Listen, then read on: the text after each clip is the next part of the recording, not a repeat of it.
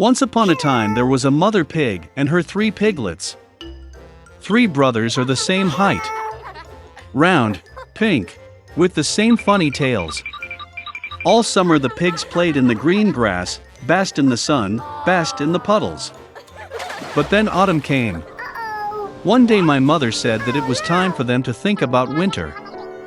She asked them to build a big house. The younger brother said that winter is still far away. The middle brother said that he would build his own house when needed. And the older brother decided to build the house himself. The younger and middle brothers did nothing but play their games. It got colder and colder every day. The younger brother decided to build a house out of straw. The middle brother thought it would be very cold in the thatched house in winter. He decided to build a house from twigs and twigs. By the evening their housing was ready. They were very proud of themselves and could not get enough of their buildings. Now they were free and could do whatever they wanted. They decided to go to their older brother and see what kind of house he had built for himself. The older brother was busy building.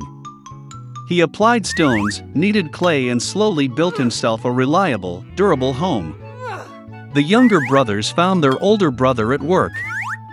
They were very surprised at what kind of fortress he was building. The elder brother calmly continued to work. The younger and middle brothers began to joke and laugh at his house. They were so amused that their screeching echoed far across the lawn. The elder brother asked to be quiet because the wolf could hear them. The younger and middle brothers were amused even more. They decided that the older brother was just a coward. And the 2 brave brothers went for a walk. On the way, they sang and danced, and when they entered the forest, they made such a noise that they woke up the wolf who was sleeping under the pine tree. The disgruntled and hungry wolf went to the place where the screeching of 2 stupid pigs came from. The brothers walked merrily and talked about how easily they would deal with the wolf. And suddenly they saw a real living wolf. He was standing behind a large tree. He had very evil eyes and a huge toothy mouth. The brothers were so frightened that their thin tails trembled finely. The wolf prepared to jump. He snapped his teeth and blinked his right eye. The pigs suddenly came to their senses and, screeching across the forest, rushed to run away. Raising clouds of dust, they rushed each to his own house. The younger brother ran to his thatched hut and slammed the door in front of the wolf. The wolf growled and demanded to open the door. The younger brother, out of fear, could not utter a word. Then the wolf began to blow. The light roof instantly flew off the thatched hut. The wolf took a deep breath and blew a second time, and the thatch house flew in all directions. The wolf was delighted, snapped his teeth, and pounced on his younger brother. But the pig deftly dodged and ran. He ran to the house of the middle brother. The brothers managed to lock themselves up and looked at each other in dismay. The wolf got angry and began to blow. The house is slightly askew. The wolf blew a second, then a third, then a fourth time. But the house was still standing. The wolf took a deep breath and blew for the 5th time. The house shook and fell apart. Only one door stood for some time in the middle of the ruins. In horror, the piglets rushed to the house of their elder brother. The wolf ran after them. He was sure that this time the pigs would not run away from him. The piglets quickly rushed past the large apple tree without even hitting it. And the wolf did not have time to turn and hit the apple tree, which covered him with apples. One hard apple hit him between the eyes. A big bump jumped on the wolf's forehead.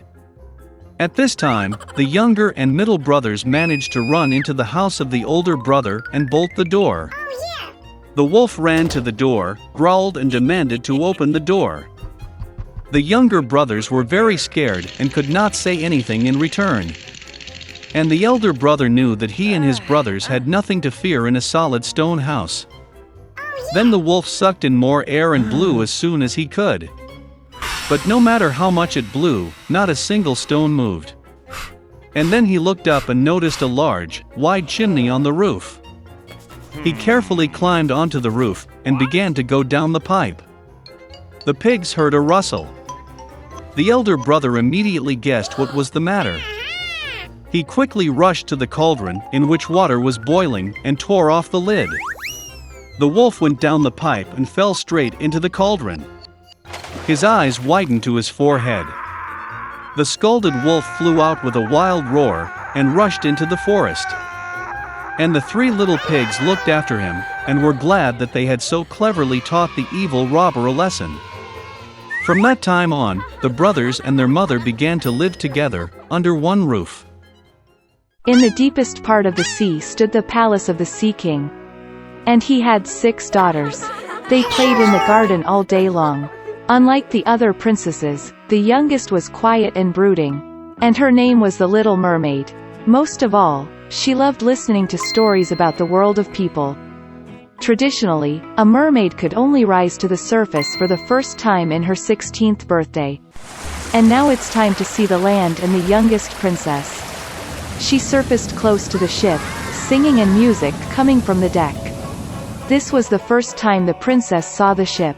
In the cabin of the ship, the Little Mermaid noticed a handsome prince. For a long time she could not take her eyes off him. Oh no! Suddenly, a violent storm began at sea.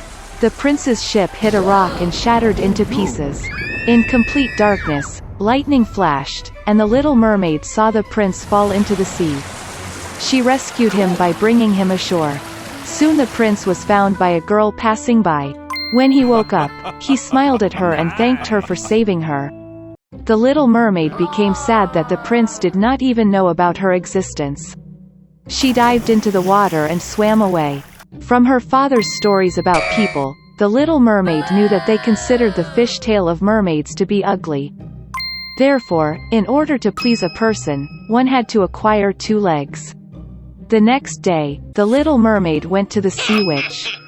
The sorceress agreed to make a potion for her that would turn the fishtail into a pair of slender legs. The princess's gait would be graceful, but every step she took would bring unbearable pain. And if the prince married another, the Little Mermaid would turn into sea foam. In return, the witch wished to take her wonderful voice from the girl. The princess was ready for anything to be close to the prince, and she agreed.